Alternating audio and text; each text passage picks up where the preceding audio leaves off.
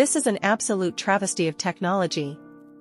While you thought you were getting blazing fast USB 3.0 speeds, Microsoft has been secretly throttling your ports down to USB 1.1 speeds that's slower than a 1990s floppy disk. This isn't just poor performance, it's a betrayal of everything modern computing stands for.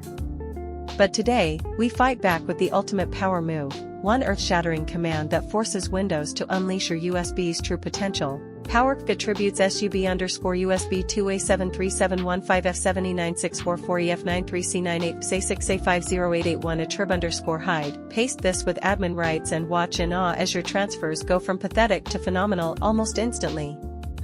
This isn't just a tweak, it's a technical revolution against the tyranny of artificial limitations.